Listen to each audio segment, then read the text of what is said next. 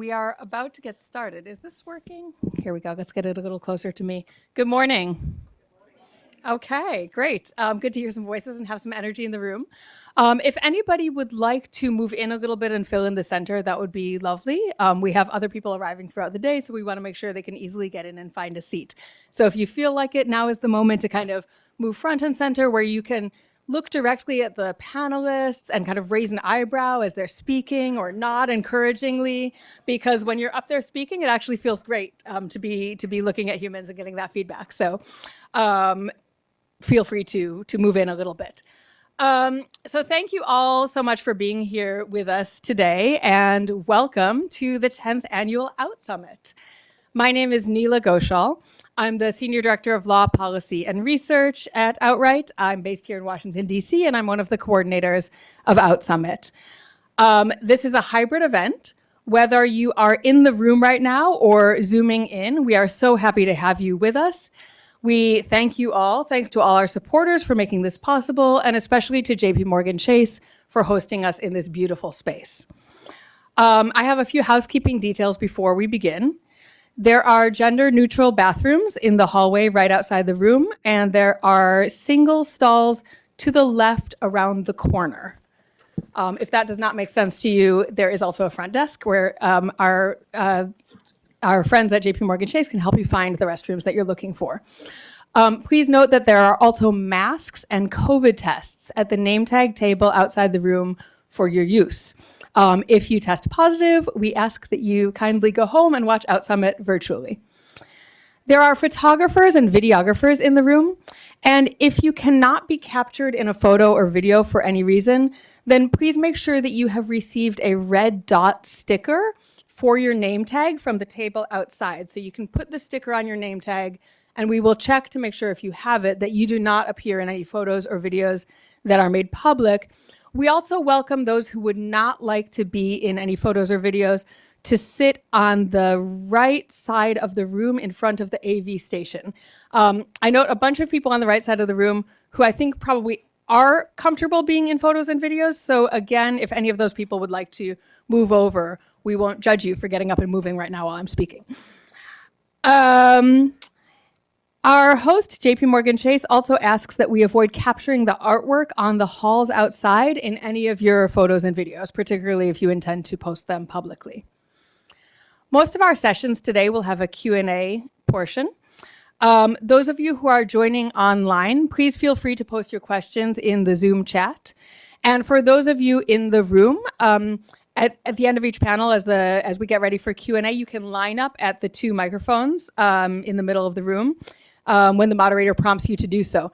If for any reason you are not able to get up and move to the microphones, you're also able to raise your hand and someone will make sure that a microphone gets to you.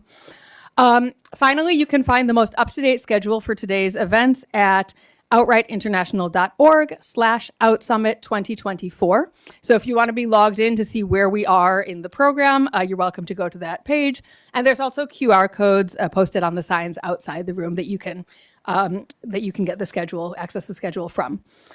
We're going to begin with introductory remarks from our Executive Director, Maria Sjödin, and then we will move into our first panel of the day, which is titled, What Does LGBTIQ Economic Inclusion Look Like? At 9:15.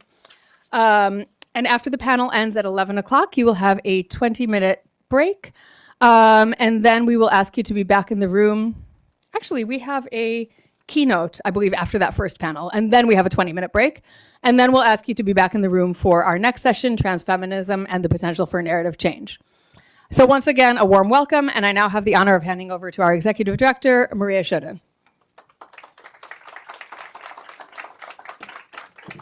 Thank you so much, Neela, and really a warm welcome to all of you who are here in person and everyone who is watching online. I know we have over 1,000 people registered to join online, so that's a record for us, and we're super happy about that. Thank you again to JPMorgan Chase for making this possible in this incredible space and making sure that we can live stream and involve so many people. We are really very appreciative of that. If you don't know Outright, which I know a lot of you who are here, and I know a lot of you who are watching online, but if you don't know Outright, we work for better lives for LGBTIQ people globally. We do that by amplifying the voices of activists around the world, many of whom we also support with grants, with leadership training, with connections to the opportunities to speak and be heard in places at the UN or many others. We advocate because that is how we change the world and change laws and policies. And then occasionally we celebrate when we have a big win somewhere, or we celebrate that we are going strong in spite of all the challenges that we're facing. And I just heard if you were watching the introductory video a couple of minutes ago, I just heard myself saying that outright we have staff in 12 countries. And I think we're at 20 now. So I was like, okay, yeah. It wasn't that long ago we made that video, but we have definitely grown since. And we hold OutSummit at this time of year because International Human Rights Day is tomorrow on December 10th. And I know a lot of the people watching this, or if you're in the room here with us today, you know more about human rights than many other people, certainly more than the average person. And some people say that human rights, the concepts, they're too complicated. It really should be fewer or other rights or something like that.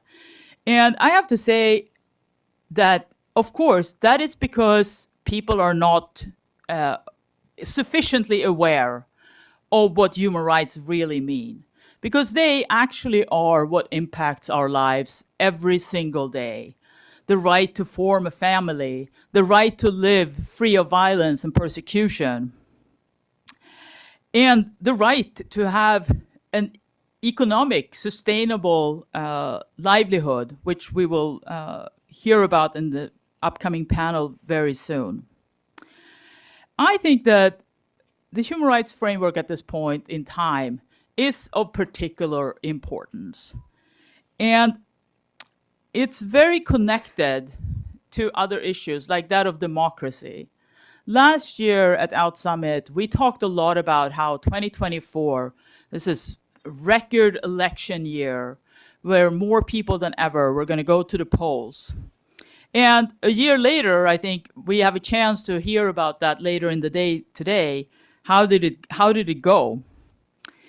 And I know one of the things that we discussed last year was the risk that LGBTIQ people and our lives would be weaponized in political campaigns.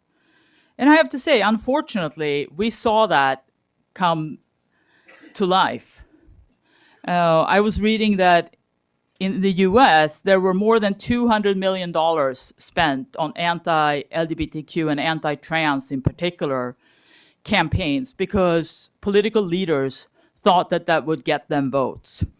And we know that anti-LGBTQ rhetoric is very common in political campaigning in many other places as well. From my perspective, I think that the nationalist propaganda, the focus on nationalism, is one of the bigger threats to our communities, because they often mean that you close in the norms of what it means to be a proper citizen. You can insert probably any country in that. And those of us who fall outside of norms when it comes to our sexuality, our gender identity, or expression, or sex characteristics, we're often defined as the outsiders. The other aspect of that is how it speaks to, how it's basically saying that international cooperation, it's not relevant. Every country should focus on itself. And as someone who is dedicated to working with a global movement, I know how wrong that is. How important it is for us as a global movement to work together, to build on international solidarity, and how much better it is when we can exchange strategies, which we will do today, how much safer activists can be when they know and their governments know that the world is watching what is happening to them. and also how important it is for us to be in community with each other and draw on the strengths of each other. And those are some of the reasons why I love being at OutSummit every year, because I feel like I refill my batteries being in community with you. I don't want to sound as if I'm pessimistic. I'm not naive. We have a lot of challenges ahead of us. But whenever I can, I choose hope and optimism. And I do that against the background of Outright being founded in 1990. Next year we turn 35, which I know for a lot of people is at 35. Oh, you're so young. But in the global movement for LGBTIQ rights, that makes Outright very old, actually. We're older than most. If we were, if we're looking at the life of a person, we would be halfway to retirement at 35. I have to say, in the face of the global LGBTIQ movement, I'm not sure if we're halfway to retirement. I think it might take maybe a little longer than that. But that said, we have come a long way. In 1990, our rights were not recognized by really any governments. We have seen a lot of countries get rid of their colonial era laws that have banned same-sex relationships. We have gained a lot of recognition at the United Nations. Many countries have actually started to recognize legal genders and allow people to change them. And the awareness around intersex issues have actually grown a lot since 1990. We have a lot of work left to do, but in spite of the challenges that we see, I have no doubt that we will prevail. We have on our side, we have the strategies, we have the energy, and really, we have a lot of fun. We have a great movement that's really amazing when we can come together. And building on that international solidarity will carry us to where we need to go.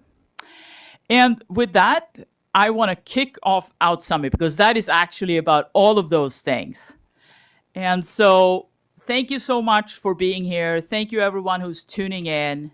We're going to have a great day and learn a lot from a lot of experts who have traveled from all around the world to be part of this.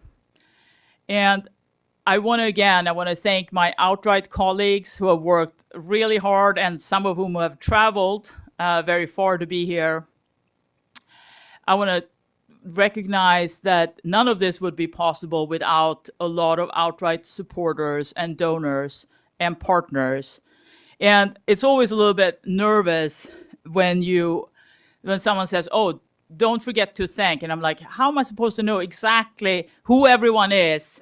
And no matter what I say, I'm sure I'm going to leave some off. But I can come back to it later in the day too. But just based on some of the people that I said hello to this morning, S&P Global have been supporting us. I see Lesbian Global in the room. Thank you very much. I see New Day. And I'm sure I see a lot of other people too. But really, thank you very much. We couldn't do this work without all of you. So thank you. And am I heading over directly to the next panel? You're heading over to me. Oh, great. Thank you, Maria. Neela.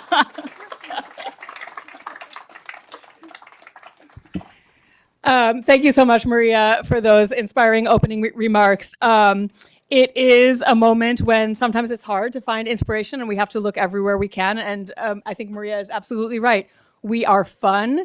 We are the team that people want to be on, and we're in for a challenging time. But what you're going to see today, I think, is going to inspire everybody and give you some of that hope and optimism, the sense of global solidarity and the sense of community that Maria spoke about, because that's what's going to keep us moving.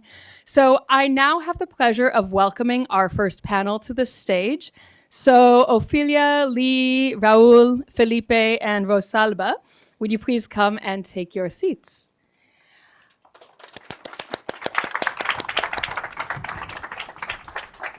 Our first panel is on what economic inclusion looks like for LGBTIQ